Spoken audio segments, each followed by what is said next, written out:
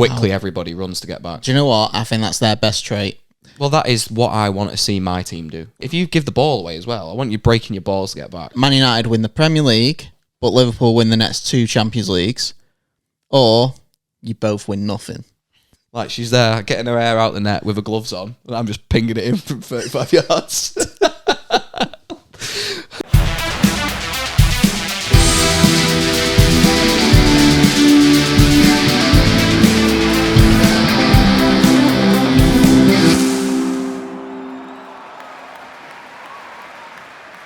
Hello, ladies and gentlemen. Welcome back to the Game of Two Halves podcast, a weekly football podcast where we discuss all things Premier League. This is episode 52 of the Game of Two Halves podcast. I think we're episode 6 into the 24-25 season. As always, at the moment, we're going to kick off with Bowers' interesting fact. Yeah, you all love them, don't you? So, an interesting fact is actually including the guy that you love. There's lots of people I love. Who? Go on. Who's the guy that you love? Cristiano. No. Harry Maguire. No. What? Mourinho. Oh, okay. So, Mourinho, for 9 years, his team didn't get beaten at home. Okay. It's quite impressive, that. At Chelsea? No. So, over 150 games in at total. Different clubs? His team, over a 9-year span, never lost at home. Consecutively, or if you just add up all the time? Because I feel like that's... Like, did he go 9 years of his managerial career in a row without losing a home game? It's in the 9-year span. It went like it's 150 games, so never got beaten at home for 150 a lot of that games. Was Chelsea, wasn't it? They had that season. Yeah, it must have been Porto, Chelsea, Inter, and Real Madrid. I'm wondering if that fact is spread across then, just no, across it is. his career. Oh yes, it's not. I thought you meant he went 9 years without losing a game. At home? Yeah. Yeah, he did. No, but like in a row. Like he had 9 years and he didn't lose a home game. Yeah, he did. That can't be right. Porto, 38, 2-1. Yeah, but it might have... that's where he then got the loss. Yeah, he might have got the loss and then it restarted. reset. Yeah. So it could have been even longer. Yeah. And then it ended at Madrid. Yeah. I feel like that's misleading in some way. 9 years feels like so much longer than those results that we just... That interesting fact is so good, I've got you questioning it. No, it's more the fact I can't believe I've never heard that before, if that's true. Yeah? Yeah. 9 years, man. League game. And people disrespect this man. Yeah, that's unreal. He was in his prime, like that was prime Mourinho. You could not beat that guy at home. I still maintain, I always say it, don't I? I think the United thing... If he would have been the manager when Fergie resigned, I think it's a completely different story. Yeah, I think so. I also don't buy into the fact... It's drastic change in football.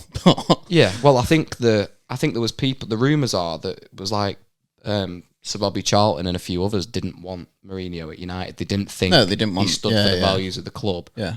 Well, it's Fergie that wanted Moyes, so... I think that's what blocked it, but having someone with that success, I think he was open to it at the time. Yeah. He's discussed it before, hasn't he? That... Well, they tried to get him for England, didn't they? As well, he said that in an interview. Yes, yeah. On to the week of football then. Yeah, this week we're going straight into the football, aren't we? So let's get into it. 12:30 kickoff, United away at Southampton. I mean, St Mary's. Here's another interesting fact that you wouldn't believe. United's got the biggest win margin this weekend. No, have we? No one's won 3-0. Well, I think 3-0, if you didn't watch the game, I think as a United fan, you'd have been a bit concerned in the first half until, we took charge. No, that's when you watch the game, innit? Like, if you didn't watch the game, you think that we thrashed them. Yeah, that's what I mean. Like, if you watch the game, it all really changed on the penalty save. Yeah. We scored 2 minutes, 4 minutes, something like that after the penalty save. Southampton looked like the better team. They looked like they had a game plan. It was working. They were having chances. We were pretty shocking that first half, and the second half it was just all United, really. Yeah, I think the penalty changed it. I thought we looked confident after that. De Ligt gets the opener, good header. Yeah, nice to see because he's been. It was nice to see because he was getting slated for all week, saying he's getting dropped from. He's ruined his Netherlands career, all this stuff. It's very over the top, and it's also the sort of thing that his name would have never been associated with pre the Manchester United move. Even if he'd have made that mistake And I think calling it a mistake's very over the top. I think that's what you've just said, but do you know if he made that mistake for Netherlands in the week and he didn't move to United, it wouldn't have been a story. No, we probably wouldn't have even known about it. No. You might have seen a few tweets like... Everyone's just gunning for him because he's at United. Yeah, it's been a relatively big transfer. He's at Manchester United now.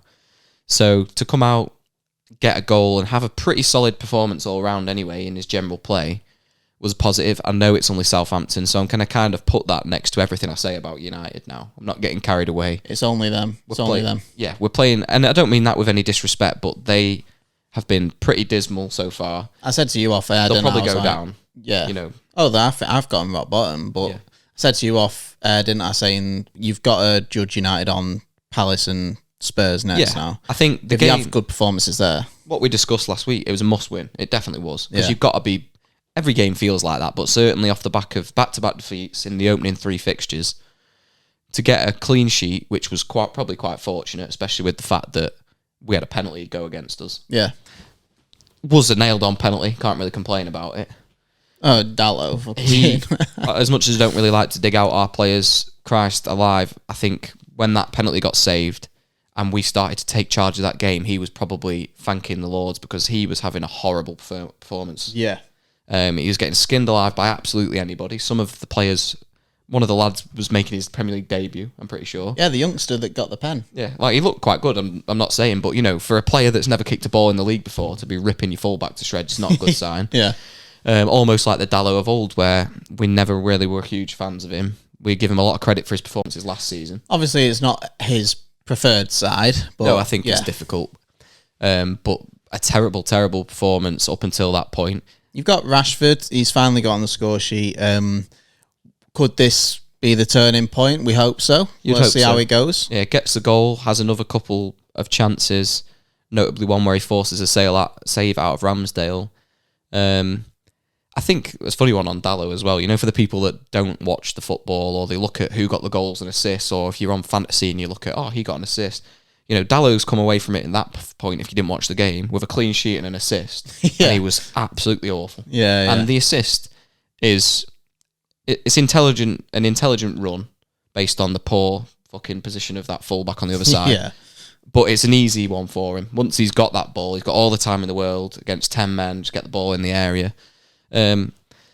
So I'm quite glad for him in the same sense because I think he had a pretty poor performance and he comes away from it unscathed almost. It's just about gaining confidence in them games. If they conceded that pen and then it was like a 1-1 draw, you're not confident. I wouldn't have been confident we got a result, like you said before. If the pen goes in, I think the game's completely different. Yeah, I think United's heads go down all the time when they go 1-0 down or something. But yeah, there was a couple of times last year where like Aston Villa were 2-0 up against us and we came back 3-2. There is sometimes like that, but most of the time our heads go down. Yeah, it's quite worrying. But I mean, even though Xerxes didn't score, he was still promising in the game. Yeah, what I would say... He's a tidy player. What I'm starting to think about him now is...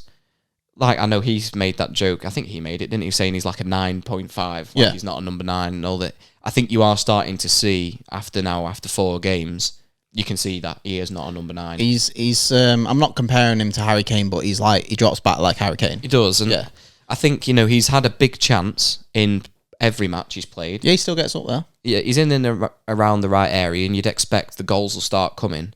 But what I do think is if he doesn't start taking some of these chances, I think there was a case to be made where whilst Højlund was on the sideline, if he was taking these opportunities and looking sharp and scoring, which I'm not saying he isn't looking great, but he's got 1 goal and he's had a lot of chances.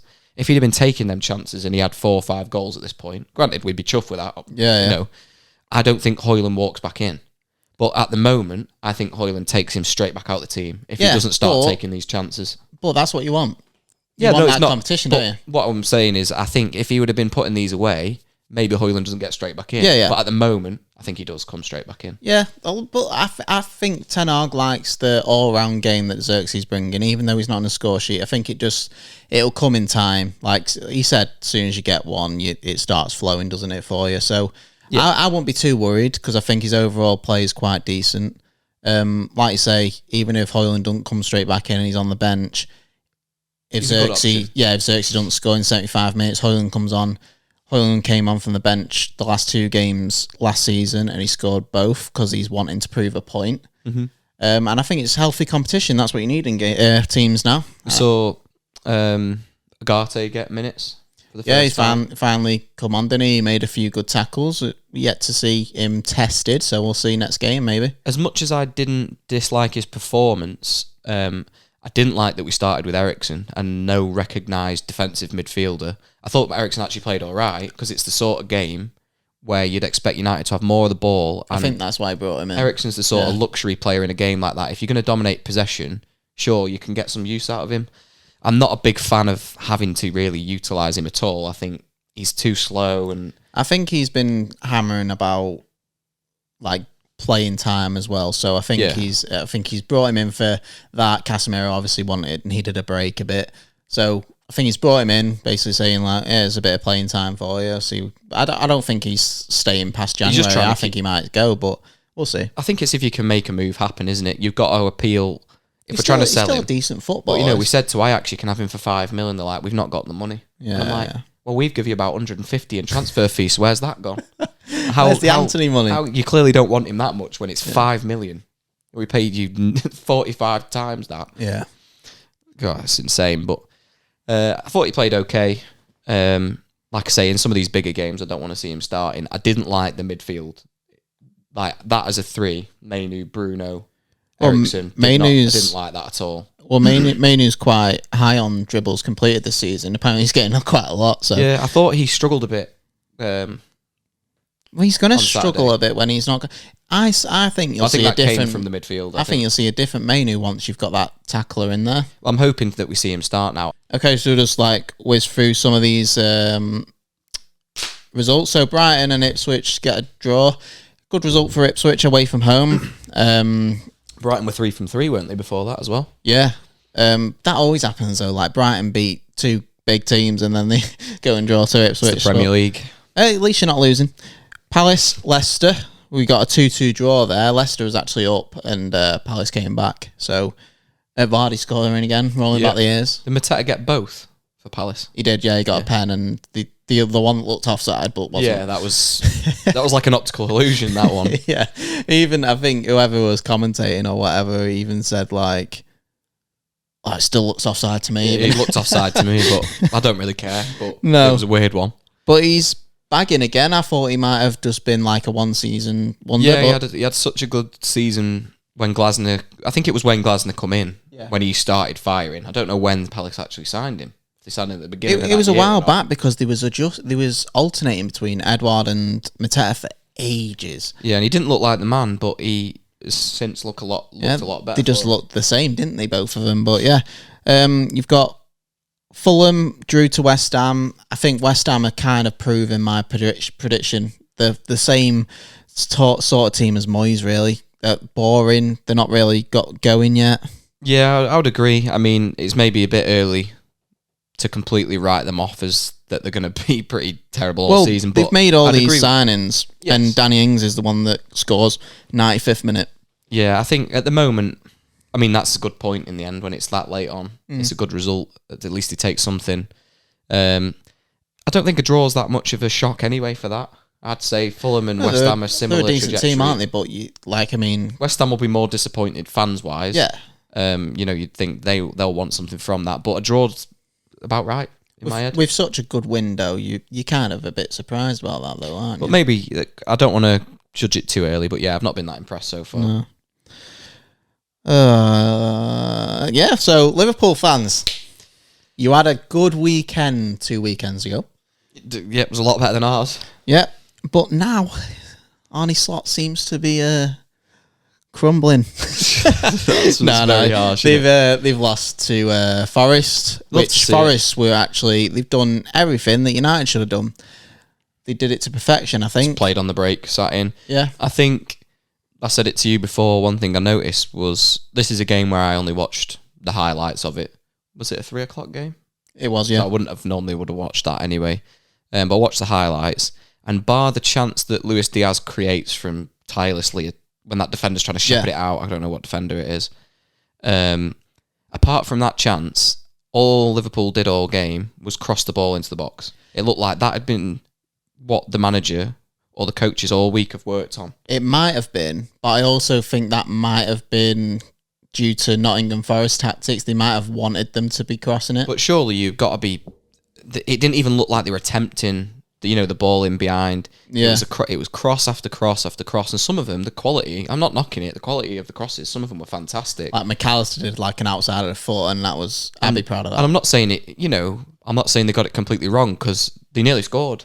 But it didn't look like, to me, like they had any creativity bar that in the game. It was all they were trying to do. Well, to be fair, like when it like starts edging towards the end of the game, they made some changes. They made like Bradley came on, and I thought at the time like, oh, well, is he taking Trent off here? This could be bad. Yeah, that upset him the other week, didn't it, when he come off early? Yeah, especially when the 1-0 down, taking Trent off. I didn't like agree with that, but they moved Trent into midfield, tried to get a bit more creativity in there, and it didn't work. Honestly, they couldn't really break through, and Salah had a shocker as well. So I know, on a bit of a side note, and I know it was only Finland, but when Trent played further forward for England in that game, I thought he had a really good game. Thought some of his passing was fantastic. There was a thing, like a lot of people said this, even like some Liverpool fans on Twitter and stuff, even they admitted it, saying like Trent was unreal in the first half. I think it was the first England game, but then the second half he just kept trying the ball still, and it just weren't working. It's the like they're all right when they come off. The range of passing that he's got, but 90% of the time he's seeing that long ball, thinking he knows he can hit it. But it's like it's always the Hollywood pass, isn't it? Yeah, and he does go for it. But to be fair, a lot of them do come off. I said it seems like when you're watching him, I'm not slating him at all. I think he's fantastic, like going forward and everything. But it seems like he's always wanting to be the guy that plays the killer ball. He's got the ability to do that, but I mean, sometimes maybe just make forcing it a bit. But yeah, every player's guilty of that. So yeah, for sure. Yeah, but yeah, I thought certainly the Finland game, and again, and there's not. What can you say about that level of opposition? They're not fantastic, but I thought he looked mint. Yeah. Happy to see them lose. Can't deny that. Especially at home. I had them winning it 4 or 5-0 in my prediction last week. I didn't see a world where Forest got anything. I couldn't see a result for them this weekend. Well, the thing is, like when you get a loss like that, it's interesting. As a new manager, you need to see how they respond now. Yeah. They could, you never know, they could crumble a bit. They obviously won't, I don't think, but you never know how they're going to react. He needs a reaction now, but I think they've got like a Champions League game in the midweek. Yep. Yeah, the Champions League starts, doesn't it, this week, actually? Forgot all about that. It's probably... Well, the new format is like a big, massive table. Everyone's starting the Champions League, and we've got Barnsley on Tuesday. I know. You know, that's when you know you've... Forget your Champions League. Barnsley at home on a Tuesday night. I bet you're choosing to watch that rather I bet you more people watch that than they watch some of them Champions League games. City versus Inter Milan. Shite that, innit? Well, it was a final 2 years ago. What a fucking boring. I actually like the Inter manager. He's doing well. I wanted him at United. Anyway, speaking of City, they managed to get a 2-1 win over Brentford, but Brentford actually did start really promising. And I mentioned to you earlier, didn't I, saying Pep came out saying it was the best 30 minutes he's ever seen from a team. Well, I think if Pep always does that. Yeah. He's a bit off his head, isn't he? It's like that tactical approach, on Football Manager, where you can like talk up or talk down the opposition manager or the opposition players. You could be like, oh yeah, like he said it about Martinez, didn't he? When we won the FA Cup, he's one of the best. What he said, he's like top 5 centre backs in the world or something. Yeah, and I'm like, I don't know. I don't believe half this shit that he comes out with. I don't think he believes half of it either. But Brentford did start well. You don't believe we cannot replace him. Oh no, Christ! No, you bloody replaced him for that was one of his worst ones, I think. Yeah, but that fucking robot's got on score sheet again and got 2. Yeah, 9 he's on for the season so far. Calm down, mate. Overrated, if you ask me. Yeah. Didn't score a hat trick this week, so shocking. Could have been 3 in a row. Gets 2 though. Part of the comeback. I said to you, didn't I? I said it was really smart what he did for the second goal. Yeah, I like that a lot, to be fair. I mean, take the City part out of it. If I'm assessing that as an individual piece of play, especially from a lump up from the keeper. Don't get me wrong, it's a good pass from the goalkeeper, but it's literally a punt from the goalkeeper. He's got exactly where he wanted to get, but because he's waiting for the ball for a while to drop, he's just held his position. The centre-back couldn't get round him and he's through. The strength and the pace. But I think Thomas Frank deserves a lot of credit. I think they went there with a game plan, and I think they executed it well. They just come up against a very good team. Like, he is a good manager. Oh, shit out. Yeah, I mean, Pep had come out as well and said, and I do believe him on this one, that, you know, he thinks Thomas Frank's a fantastic manager, and if he got the chance at a big club, people would see that more. No disrespect to Brentford, but, you know... It is interesting, though, like, if he ever did get that big chance, no matter what team it is, it is a risk because he's always been at Brentford. Like, it's always a risk with them sort of managers. But we was discussing this last year about, like, him potentially could be an option for Liverpool. I thought he was a great fit. Yeah. I didn't know anything about Arne Slot at all, but... I think you'll only see him go maybe after this season if they don't have a good season and a job comes available in the Prem. Well, I think he might go. The thing is, I think I'm not going to say they underperformed because it's Brentford, but what we'd got used to seeing them play like in the few seasons since they got promoted, last year they were nowhere near as good as that. And so I'm expecting realistically a big improvement again this year to be back to what we expected Brentford to play like. I mean, goal in the first minute could have been 2-0. Yeah, it was, yeah. I think they were really unlucky. Yeah. Gave a really good account of themselves against the reigning champions. So yeah. The next game was Aston Villa v Everton. Everton have dropped. Well, they've thrown away a 2-goal lead again, haven't they? So I mean, Haaland's scoring hat-tricks every week. Everton have thrown away 2-0 leads every week. There's two things guaranteed in the Premier League. When Everton are 2-0 up, you lump on whoever's playing them because they cannot hold it. And what a goal to win the game. I was thinking as well, and to be fair, I think it was Carragher. I'm not quite sure.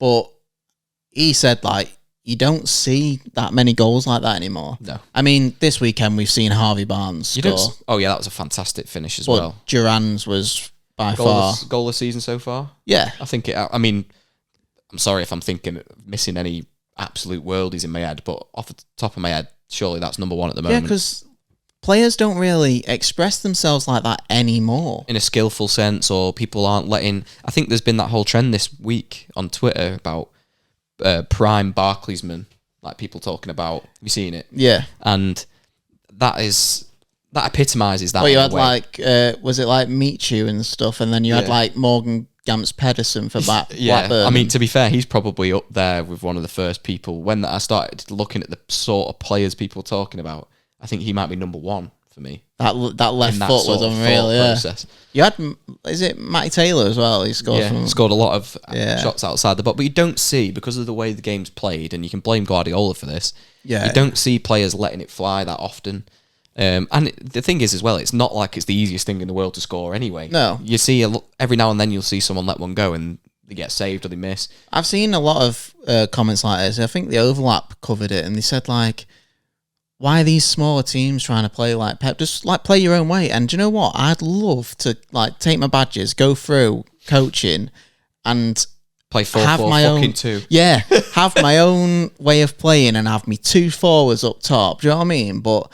the game's changed, hasn't it? But I'd love to be my own manager. And all these managers now, they're like playing out for the back. You see Southampton do it, and they concede like 3 chances. I think the only thing that's become potentially more exciting about that, because I think for the most part, I kind of don't like it. Spurs could have been Arsenal could have been 2-0 down today. Arsenal gave it away a few times, and Spurs were wasteful. That one, what's Solanke doing? Oh, he didn't even put his head up. Either pull the trigger or move it on, but he just dawdled on the ball. Yeah. How can you not, as a striker who's had as good a season as he did last year, how can you not recognise how lucky a scenario that is?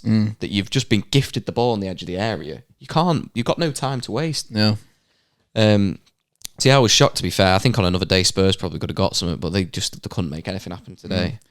Well, just on Aston Villa, just quickly, I said to you before, like, I just love watching them play. I really like the way they play. And obviously, it's not the same as when Unai Emery was at Arsenal. It's not the same way he played, but I think he's adjusted to the players he's got, which is good management. And I think he's doing fantastic. I think there's a few things with when people go back to Emery at Arsenal. Sometimes things just don't work out. You know, like whether it's the some players. Clubs don't suit you. I also don't think Arsenal were in as good a position then. I know Arteta gets a lot of credit, and maybe deservedly so. I think Arsenal fans are probably more eligible to talk on that than we are. But I think Arteta's done a lot of good in terms of bringing a good feeling in, and the signings he's made have been positive. But I think Arsenal was just in such a banter era, terrible era. Well, if you look when at Emery was in, and he was always a class manager. I don't think you can let his time at Arsenal. I've seen some Arsenal fans where you go Arteta or Emery, and they're like Arteta, and I'm like, for me, Unai Emery's a better manager, but they've had first-hand experience of that man managing their football club and not being as good as Arteta. But do you know what it was? I think Unai Emery had players that was at the club for a while and they just weren't doing it. They've weeded a lot of them people out now. Yeah, and that's why Arteta's getting its success. And I think it's similar to like United. I think United have near enough got a fresh team now. We're slowly getting over rid the of years, them all, that's what I mean, and that's what Arteta did. Yeah, that's true. But maybe we're due an Arteta run. Not him as manager. I hope not, because he was 8th, 5th. So if we've got to sit with Eric Ten Hag for another 2 seasons, finishing in them positions, and then second, we'll be calling for him out like they were with Arteta, even though a lot of them seem to forget that now. Yeah. Well, I think. Are you going to apologise to Sancho this week or no? I don't even. It makes me feel a bit sick when I have to say his name. So Chelsea managed to beat Bournemouth 1-0. I thought Bournemouth was all over them, and I think it was. I'd say it's a sucker punch. Close to a smash and grab. That it was a sucker punch. I think Bournemouth were the better team. Yeah, in their spoiler alert, kit of the season. Yeah, it's not great. No, I don't think it's kit of the season, was it? It was a good one. Right. What, Bournemouth? Yeah. But yeah, I thought they played well. That striker looks a bit of a handful. He's obviously missed a penner, but Evan Nilsson from Porto. They made a lot of chances. They caused a lot of problems for Chelsea. Chelsea didn't look fantastic. Like you say, smash and grab. Keeper saves a penalty, albeit not the best penalty. Keeper also had a good game all round. I mean, got him in my fantasy team, 15-pointer from Sanchez. But I think the important thing, if you're from a Chelsea perspective, is it's another 3 points. And in a game where they haven't played fantastically well. So unlucky for Bournemouth, but if they play like that this season, they're not going to have any problems. No. Obviously, we spoke about Tottenham and Arsenal. I do want to say to you, though, I thought everyone slates Mourinho for playing defensive football, right? And Arteta's done this in a lot of big games now. Obviously, Mourinho does it in most games, but Arteta's doing it in big games. Yeah. But he's defending with 11 men behind the ball. Yeah, and you're seeing how quick when they lose the ball or they're getting countered, how quickly everybody runs to get back. Do you know what? I think that's their best trait.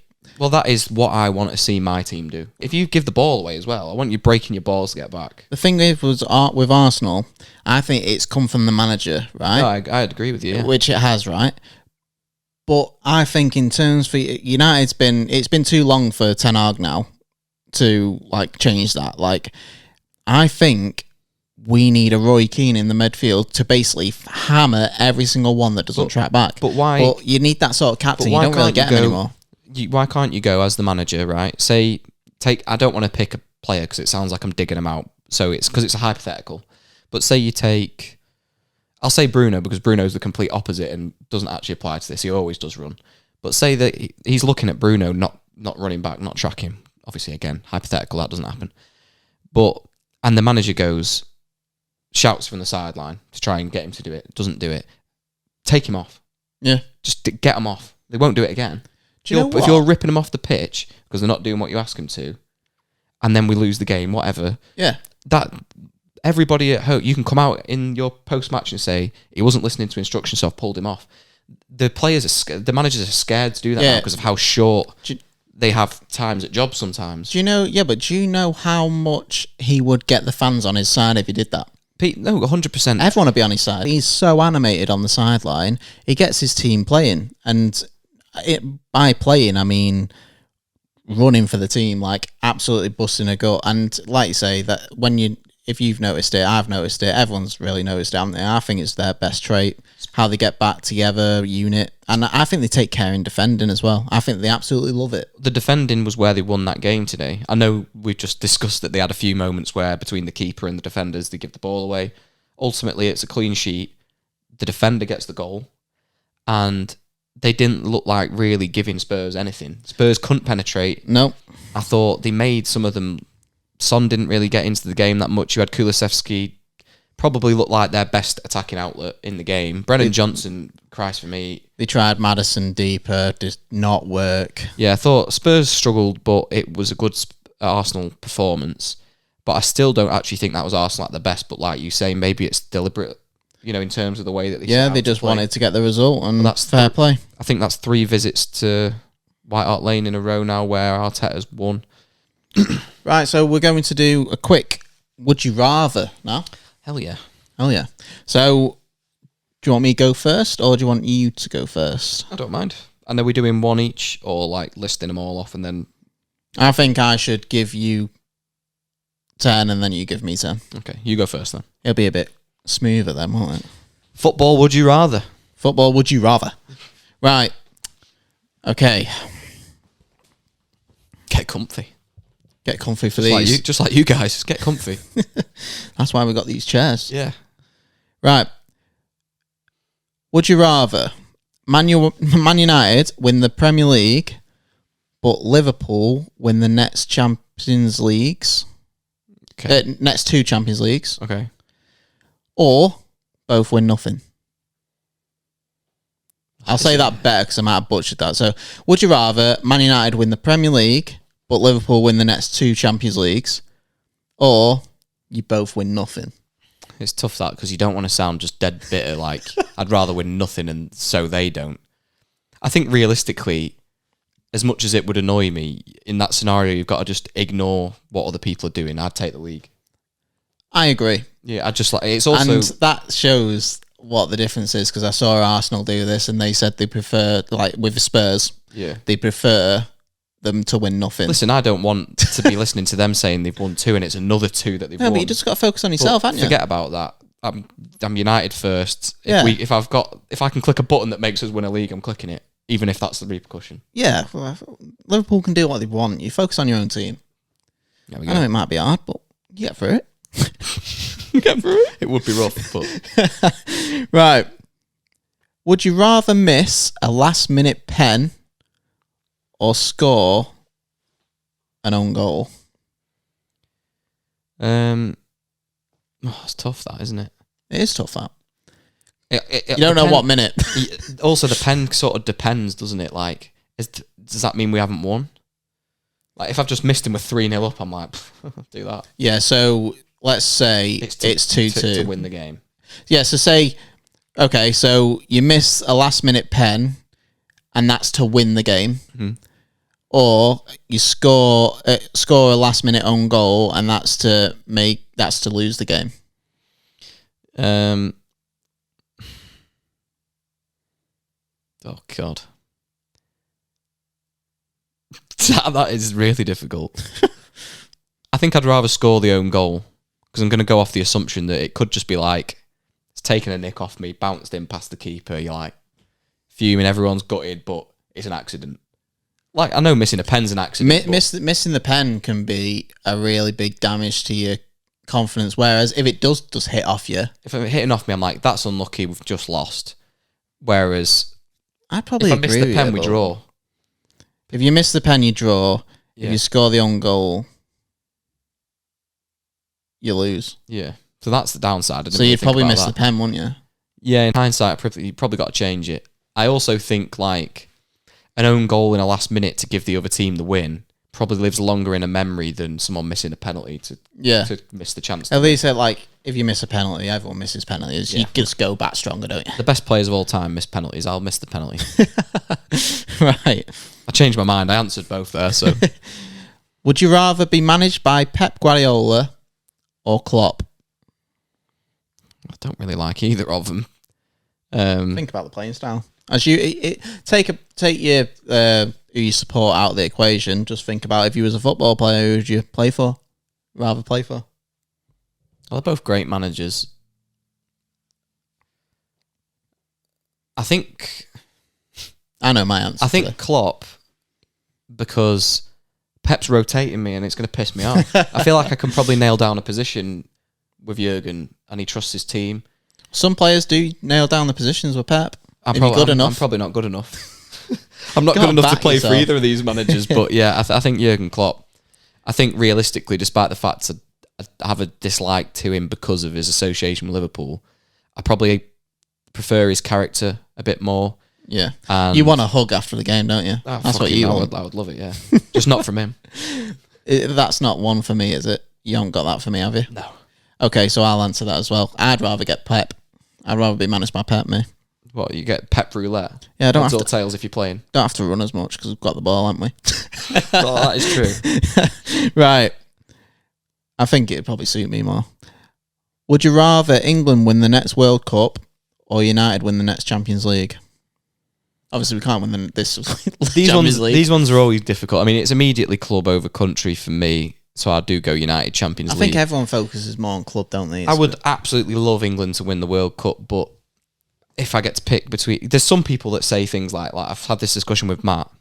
He'd rather United win an FA Cup. I'm not quite that far, even though I'm club over country. No way. I'd rather, if it's Premier League, Champions League, all day. Yeah. FA Cup, EFL Cup, I'm not knocking them, but I'm taking a World Cup over. No way, that. Matt said that. Yeah, he's like, he'd rather United win anything than... people at home comment. I think there's a lot of people that agree the same, especially a lot of the Scousers are very Liverpool, they're not English. Yeah. But if it's even with the World Cup, if it's Champions League or Premier League, I'm taking that all day. But if someone was like, United win the League Cup or England win the World Cup, I'm going World Cup, you know. Right. Would you rather be a footballer in the Prem for 2 years or be a footballer in League 2 for 8? So many caveats to that kind of question, isn't there? Who do I play for? Do I actually get minutes? Just Premier League football. I'd say you're a starter in Premier League football for 2 years, or you're a League 2 at a League 2 team for 8 years. I'm going to take the 2 years in the Prem because I'm assuming It's not long, 2 seasons. No, but I'm assuming because I'm a Premier League player, I probably can then go play in the League 2 for 8 years and I get that too. Right. You know, if it's 2 years and then that's it, my career's over. It's a bit different. No, that's what I meant. Right. 2 years and then you have a horrific injury and you never playing again. Christ. It's changed quickly. You're dead. Yeah, fuck it. I'd take the longer period of time in a lower league. I'd rather just play for longer. Yeah. Yeah, sure. Fair enough. If it's different, if it's 2 years and I'm in the Prem and I'm playing for United, I'd take Changes things, yeah. Yeah. Would you rather shit yourself on the pitch Gary Lineker style. That took a dark turn. or run off to the toilet and it's your fault that you can see the goal? What, because I'm having a poo? Yeah. I'll shit myself on the pitch.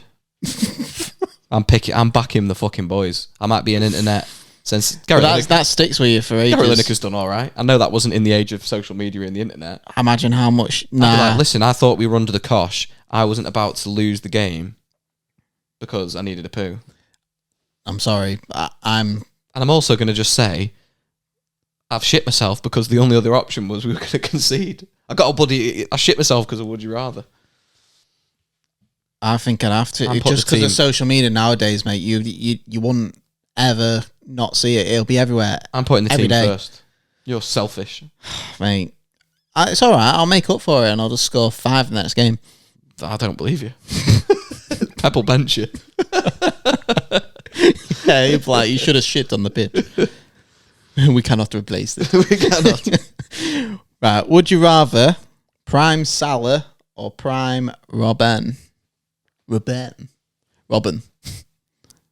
I feel like there's a lot of disrespect on Salah, but I do think technically Robin was a better footballer. Even though you knew exactly what he was doing every single time, he still managed to do it. That's almost makes it even more disrespectful that he just continues to do it to you. But I think technically, yeah, and there's something about Salah sometimes, there's no disrespect. People aren't going to like if I say I always thought over years, his ball control was shy, but over the years he's got better. Yeah, but no, probably Robin. Maybe that's nostalgia talking and also my dislike to Liverpool, but I'm picking it, so. With Paul Scholes or Roy Keane? Keane. I feel like I have a conversation with Keane all the time because I watch Overlap. I thought you were going to say, because you think I'm like him as well. I was like, what? No. Yeah, Keano, captain. feel like he's probably got some good stories as well. Yeah, the Scholes, to be fair, don't like talking really. So I love them both, but Yeah. I'm picking Roy Keane. if you asked me who I'd rather play alongside, it might be different because the stuff you could learn from Scholes, but then the stuff you could learn from leadership abilities for Keane is You're getting it's bollocked different, by innit? him every game as well. Yeah. So it's Keane that. Yeah, for sure. Okay, Mbappe or Haaland? Mbappe. Unquestionably. Nah. Mr. World Cup. I don't know. I've done it. How many I've done it? 1, 2, 3, 4, 5, 6, 7, 8, 9. One more. Okay, here's a good one. Play for your dream team on 5k per week, or play for your rival team on 100k a week. Play for United all day. I play for free. 5k a week. Yeah, I play for free. They can Still keep do. it. Still do, wouldn't it? Oh, it's fucking unreal, yeah. Yeah. I put cones out. Or playing for Liverpool, but you're on 100k a week. No chance. Thought I'd tempt No you with money chance. there. I was like, Can't come on, be Levi. I'd pay for nothing. I'd put cones out for the boys. I'd be target practice. I'd let them all just fire Tanas at me and shake their hands when I left. Well, that It's was a dream. that was the last one. I have got one on here, but we all know the answer. I've got defending or attacking. Oh, it's got to be attacking. Defend's a bit boring. The art of defending is very masterful, but no. I would say defending just because growing up I took pride in it. Yeah. If you watch me now when I play at box or whatever, or with our mates, I'm not making tackles. That's just because I've got dodgy knees on at the minute. You do? Over time, I think it's just gave in. You don't even need a tackle for them to go. They go anyway. That's what I mean. So that's like over time they've just struggled. But when I was playing 11 aside and all that, I took pride in defending and I absolutely loved it. And I used to make it a goal of mine that a player wasn't to get past me in a game. And that was my goal. So like you always have a word with some players, don't you, who play football, and they always go, oh yeah, I wanted to make an assist that game, or I wanted to at least score in this game. Mine was a player can't get past me that game. That's what mine was. Yeah, and I was like full back. I went into midfield a bit, went on the wing. Even so, no matter where I was, I couldn't be beaten by that man. That was my goal every game. Yeah, no, not for me.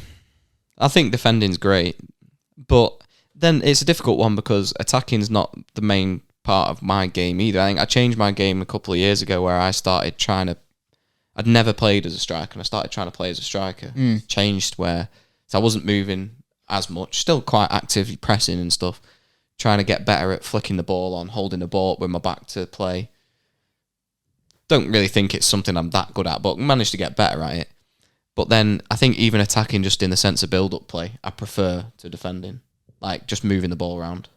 Like, the only time I ever beat a man is fake shotting. Yeah. Which, I don't know how people fall for it when it's the only thing I ever do. Especially when I only have one foot as well. Well, it was a funny story, actually, what came from this. So, because I took so much pride in defending, and I did all that, what I've just told you, Dave always says this. So he says, like, this guy, like, normally says it when he's pissed, even when he's sober, to be fair.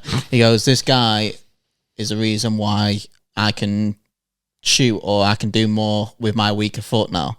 Because when we were growing up, me and Dave, so I always took pride in defending. So I always, like, if we was playing doubles, triples, like, whatever we were doing growing up, if we was ever competing against each other, which we were, every time he used to get in his head and he used to just go, like, say if we're on double, say me and you, and you're, like, trying to get the ball off him, I'd be shouting at you going, put him on his right, he can't use it, and all this stuff. That's like me on my left foot. Yeah. So over years, I've constantly just drilled that into him, and he just says, like, you're the reason why I've actually started to have to use my right foot. But that's quite good, that is, because you see him now and he can actually strike the ball quite well with his right foot. I think I never really had that drilled in from a coaching perspective as a kid, because I think I dropped playing for a while.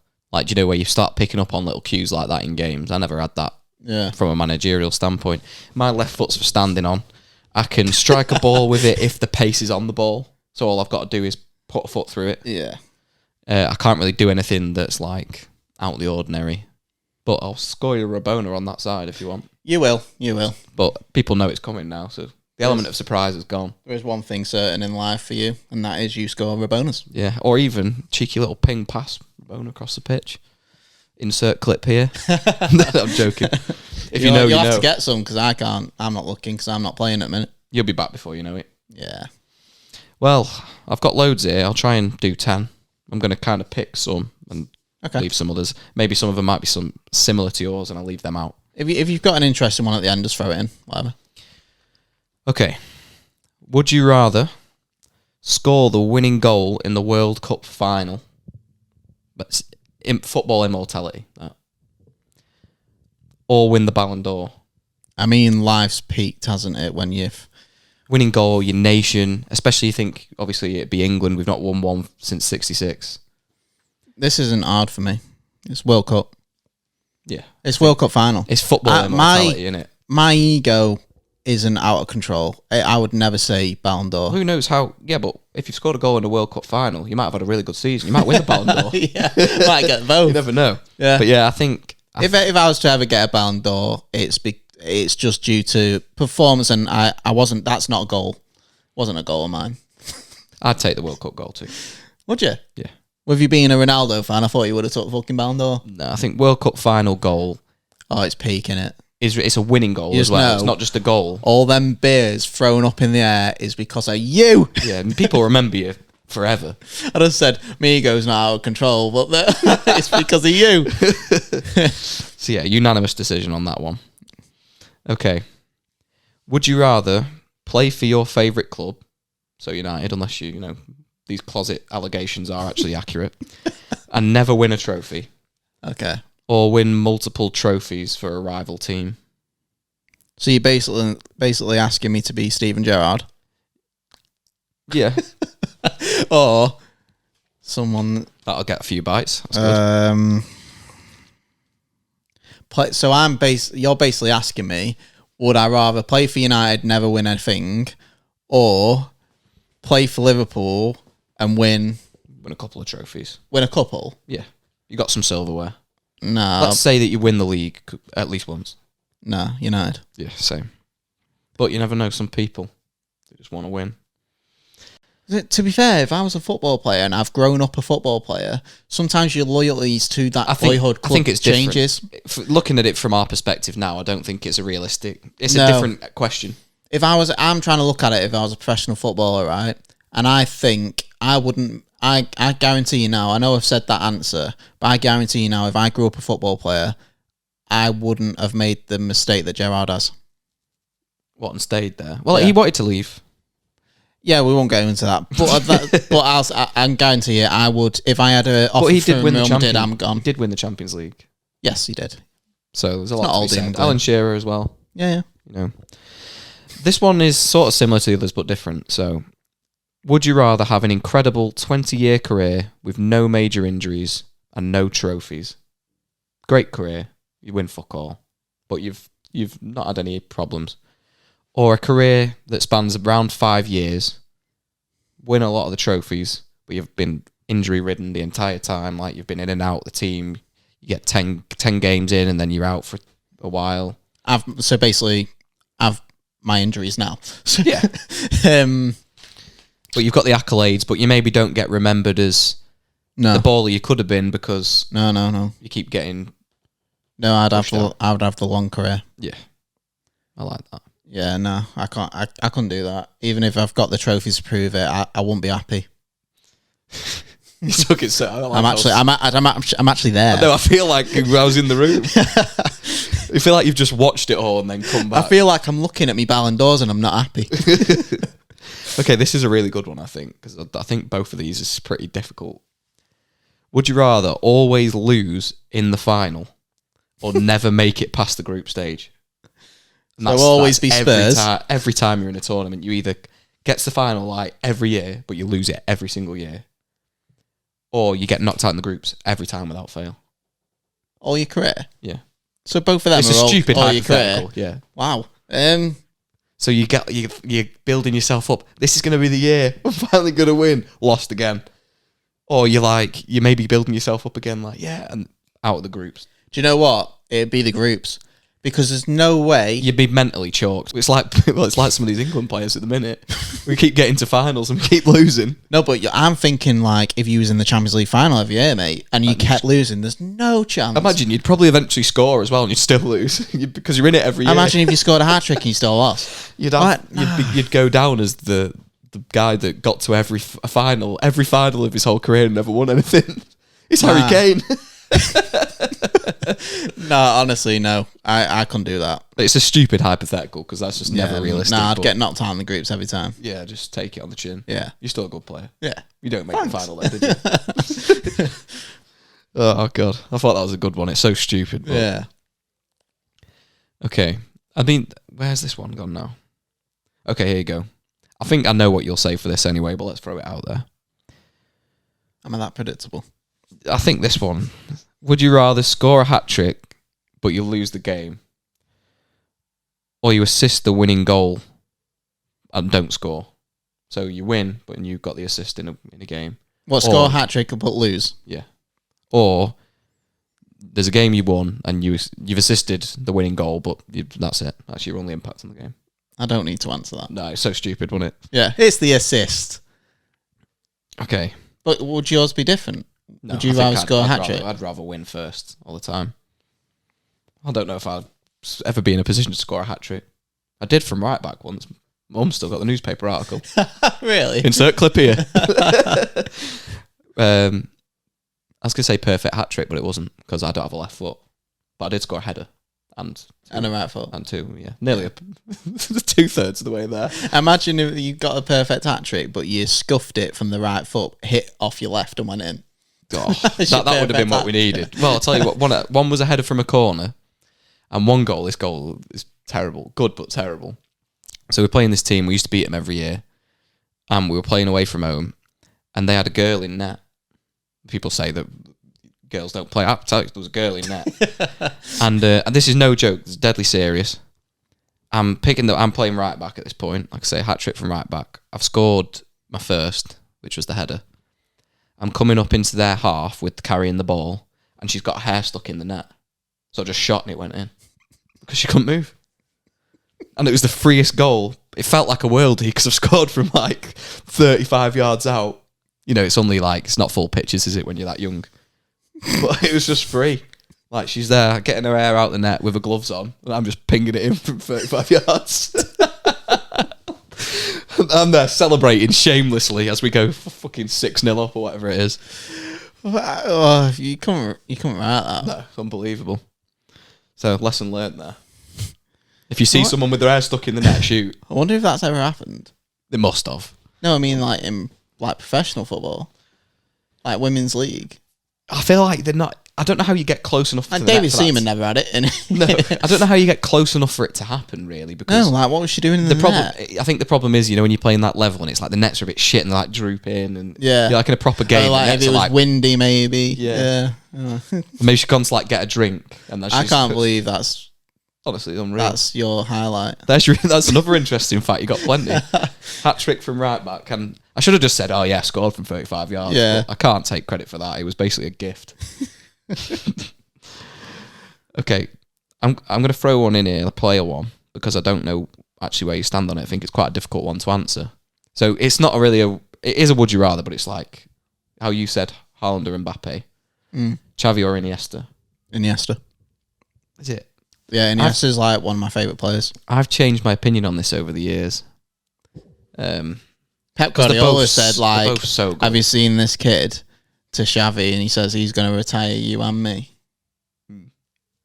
No, who was it? Yeah, it was. Because Pep Guardiola was like playing, wasn't he? Yeah, it would, I don't know if what the time period looked like in terms of. He said something similar to that. He says like he's going to retire, like because Iniesta was fucking unreal. I think Iniesta. My favourite midfielders like Seedorf, Scholes, Iniesta, and they're all like Seedorf and Iniesta. I'd say are similar. But you know what? I think the biggest difference I think between the two of them was, I think Iniesta was probably more creative in the sort of passes and the range of passes, But I think Xavi Controller. you could have 3 players trying to get the ball off him, and he didn't look phased by it. No, at all. Xavi had the whole 90 minutes in his head, like the picture, all in his head. And I think that's an underrated. But It's hard to compare them because they're actually quite no, different. yeah. But for the reason why Xavi was like unreal in that period, them two worked as a duo, and obviously And with they had Busquets in the DM, but they always. So this goes unnoticed, and I notice it a lot because we're United fans. We don't have players that show, and Iniesta always was in a position to receive a ball off him. Always, like, as soon as Xavi was picking up a ball, so say it was at the fullback, Xavi was going to receive it, Iniesta would already be on the move to receive it off him. Yeah, I think those 3, I think that's probably the best. Probably the greatest of all time, really. Yeah, I think it probably is because of the longevity, the trophies they won. But yeah, I think Xavi for me personally. So you go Xavi? Yeah. Yeah. Just because I like what he brought to the game, I think is rarer than what Iniesta brings. Yeah, I think maybe. there's more Yeah. players like Iniesta, not as good as, Yeah. but that have that ability. And I think Xavi was like quite unique. To be fair, I don't think you see many like either of them anymore. No, unbelievable. But no, I wanted to ask you that because I think in the Okay. vein of you liking To be both fair, of those kinds of players. That's something that I've never really said, and Iniesta's like up there with my favourite players. I think he's an all-timer, isn't he? Yeah, yeah, in that position. Yeah.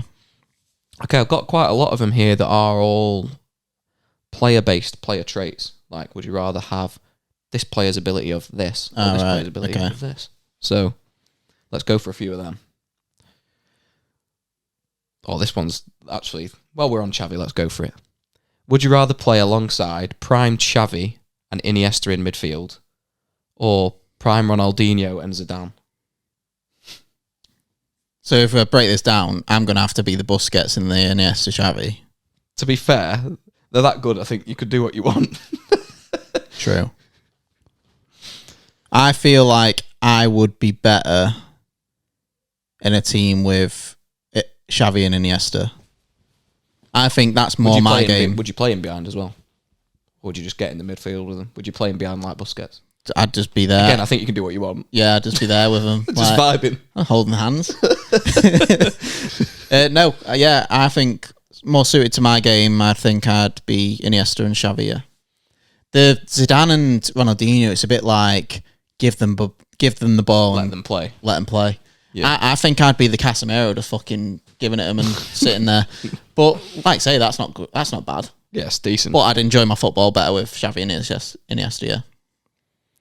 Would you rather have the dribbling skills of Neymar or the finishing ability of Cristiano?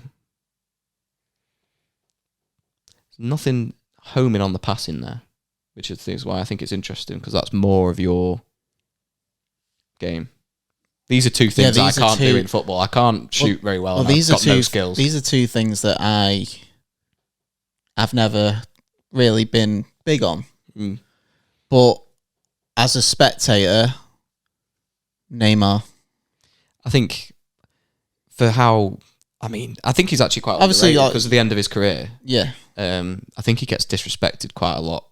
Maybe it's justified a little bit, but Neymar was one of the best players in world football in the history of the game to watch. Oh yeah, I think the way he went it's the past closest we've and, had since Ronaldinho. It's the closest sort of player. I think there's an argument that he's better. Well, he's Brazil's top scorer, isn't he? And it's he not came all about goals though. I'm going off there.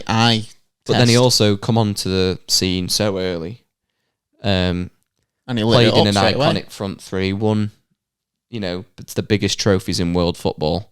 I think it was a sad end to his career, the way it's gone. Do you know the Ronaldo finishing? Mm.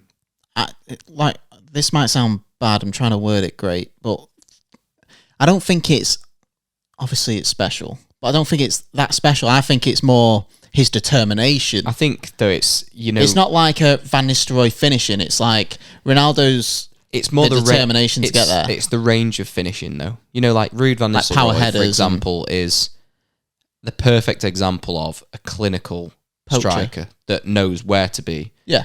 Cristiano Ronaldo has left foot, right foot, heading inside the box, outside the box, free kicks. Variety. He can score any kind of goal. Yeah. Penalties, he doesn't miss many. You know, like he's clinical. Mm. And I don't think there's many better. It's one thing that some people do concede, I think, when they say Messi's the GOAT, but they do still think Ronaldo's a better goal scorer. Some people concede that because of the range of goals he can score. Yeah. Well, that's due to like height and yeah. But that's what I meant, just like the fact you can basically score from anything in any scenario. Yeah, I get it. You know, you look at Haaland, I don't think he's got that in his locker. No. He's a fantastic finisher, but he's closer to your Ruud van Nistelrooy's, your Cavani's, Lukaku's. You know, he's got a bit more to his game because he's strong and quick. But yes. Lukaku's. Okay. Would you rather be as fast as Gareth Bale in his prime or as strong as prime Lukaku? Whilst we're on talking about Lukaku. Lukaku was quick as well at that point. Yeah, he was. This guy was making people look like children. Just bullying him. Haaland does have that in his locker, to be fair. He does make people look like So, say I was playing and I was in my position. So, say I was on like centre mid. I'd rather have Lukaku's strength. Yeah, for sure. I think it depends. What you're really gaining from being really fast in the middle of the park. I mean, if I was a natural winger, I'd probably say Bale to look like pace, but I'm not. So, I'll go Lukaku's strength. Yeah, and he's still quick too. I won't go Lukaku's first touch. It's not great. His first touch is it's a pass in its own right. It's a misplaced pass. Okay. Would you rather be the next Luka Modric with incredible passing vision or the next N'Golo Kante with endless stamina and tackling ability? Modric. I thought you'd go Kante there. No, it's very close, but do you know, with the vision, I'm just like, well, I love it, don't I? I love vision. Kante, in terms of hasn't got that passing range. Maybe I think Modric is probably more of a goal threat too. I'd love the stamina of Kante, just going up and down the box to box. Yeah, I'd love that. He runs all day and then runs home. I honestly, that is really tough. It's a good question. That I think people downplay as well. Maybe people don't, but I don't think there's quite enough talk on. I think prime N'Golo Kante is up there with the greats. Like Makalele's, Vieira's. I know maybe it wasn't as long-lived as some of the careers those players had at the top. No, he would have gone in any team. But at that point where he was probably one of the best, if not the best, in that position for a couple of years. Yeah. And I don't think that gets enough credit. Like, if he played for our club, we'd be like talking about him as one of the best. If you remember, for a couple of years as well, they were saying that but that's all you can do, tackle, you can't pass. And then he started bagging goals, and I'm like, this guy can play. He went and was part of that team that, you know, Leicester did the unthinkable, winning the Premier League. And then Chelsea were like, yeah, we'll have him. And then won it with them. Like, that is how much, you know, a lot of people talk about the fact you had Mahrez playing out of his skin, you had Vardy bagging goals left, right and centre. And Kante was the one that I think made the biggest impact. Yeah. Mahrez, again, we said before, underrated, and I think had some fantastic achievements at City, you know, won everything. But when you go to City, it doesn't get that appreciated. You know, Chelsea made him tick. I don't think, if City didn't have Mahrez, they could have still won all them trophies. Yeah. Great player. I don't know how many I've done so far. I was going to say. I don't know. Maybe just have two more. What do you want to ask? Let's have two more. Let's go for, okay. Would you rather be remembered as a football genius, so you're remembered very fondly, have a good career, but you don't really win any of the major trophies, you know, your league titles, your Champions Leagues, you might win some cups along the way, right? Or be a pretty bang average player that happens to be, retires with like 5 Champions League medals, and you're like in and out of a squad, you're never really renowned as being that guy. How can you be a genius without having trophies? No, I think you can retire and be very well thought of. And okay.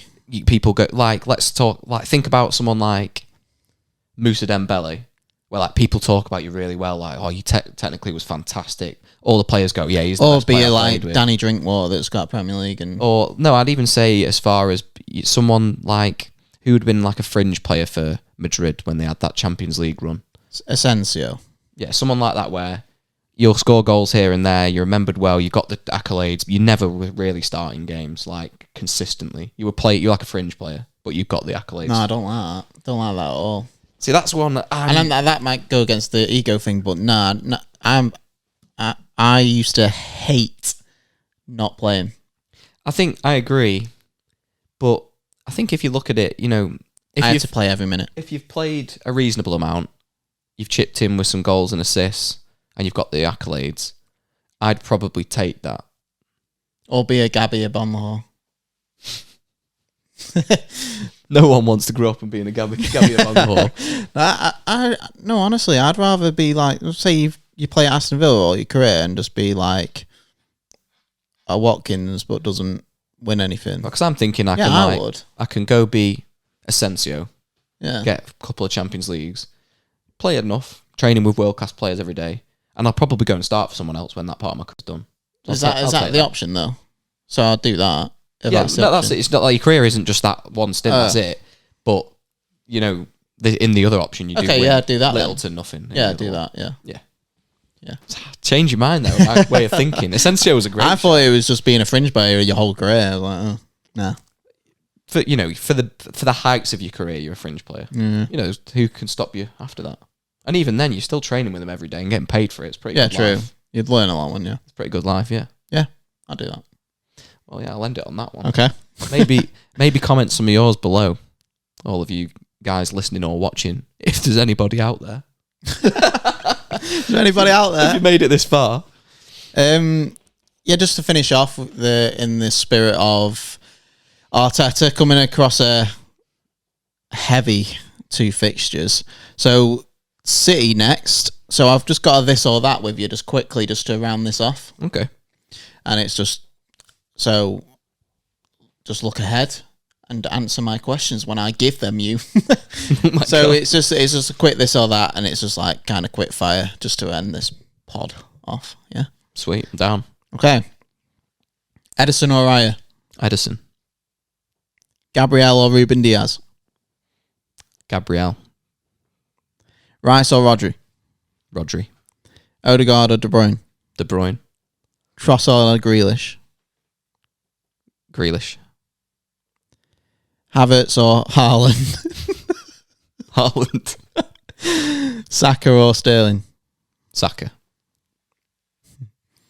Partey or Gundogan? Gundogan. That's it. I would say Saliba or Stones? Saliba. Oh. Yeah, right, okay. Yeah, I agree with that one. I think it's close. I think people are not going to like Gabriel over Diaz. This is something I was thinking. I'm glad you've said that. I was thinking it today, and it's not the recency bias of Gabriel scoring a winning goal in a North London derby. I have never seen the hype about Ruben Diaz in terms of when people put him one of the best in the league. I think he's good, but it's hard to judge on a City team. Maybe it's an unfair critique, right? But like when they had Company, right? And he's another player that I don't quite get the hype as much, but night and day for me, how much better he is than Ruben Diaz. Some of these players, Van Dijk, Saliba when he come in, even Gabriel. I think Gabriel and Saliba is a lot closer than people. We spoke about that last week. I don't see that with Ruben Diaz in terms of when the way people talk about him. I don't think City miss him when he's not there. And maybe, like you say, that's to the credit of the way that they play, and they can kind of win games without that a lot of the time. But I think he sort of gets thrown in with all these world-class centre-backs because he's won trophies at Manchester City, and I don't actually think he's as good as people make out. I do like him when I see him, when I watch him play. I'm not saying he's not good. No, yeah. But I don't think he deserves that reputation. No, I know what you mean. I think if I was him, I'd move to... Well, Pep might be going at end of season anyway, so I'd like to see him not under Pep, just a bit, just to see what he's like. City fans cook me below, but I don't see any difference in him and Akanji, for example. And that's not to downplay Akanji. Oh, to be fair, Akanji's been mint. Exactly, he's been a great signing for them, and they got him for a cheap fee. But people when people have these conversations and say they throw Diaz in with your Van Dijk, your Saliba, your best ones in the league, no one's bringing a Kanji to the table. Maybe a City fan. But do you know what I mean? I think he just gets thrown in for the sake of it at this point, in terms of, maybe I'm wrong. But I don't care. That's how I feel. Well, the thing is with like City, you can like if you go top 10 centre backs, I've seen people go Gvardiol, Ake, Akanji, but you're always going to do that because they're always winning everything. They're not necessarily amazing, but yeah. I think Ruben Diaz in Manchester United's team looks no different to the centre halves we currently have. There you go. Okay, you heard it here. What a way to end. United fans, they don't know anything. It's all biased and rubbish. People clicking off it, hate us, love it. But yeah, we're going now. Thanks for going now. Thanks for listening and watching, one or the other, whatever you're doing. Be sure to subscribe on YouTube if you haven't already. Like the video, comment some of your thoughts below, talking points and all that good stuff. We'd love to see what you've got to say. It is edging closer to games, guests. Yeah, having a bit more than just the pod going on. Oh yes, We're nearly there. we're nearly there. A lot of work's going into it in the background, but yeah, we're nearly there. Also, for all you guys that listened or watched last week, we had some pretty good numbers on YouTube. So thank you for everybody that gave the pod a chance last week. Obviously, you can still listen on Spotify and Apple Podcasts as usual. I know a lot of you are probably watching on YouTube now, which is great. If you can rate on Spotify, that'd be great. You can follow us on both of those platforms so you know when new episodes come out. TikToks, YouTube Shorts, and Instagram Reels still getting posted regularly if you've not got the time to check out the full pod. Any support on all the platforms is appreciated. But without further ado, we are getting out of here, and we'll see you next week.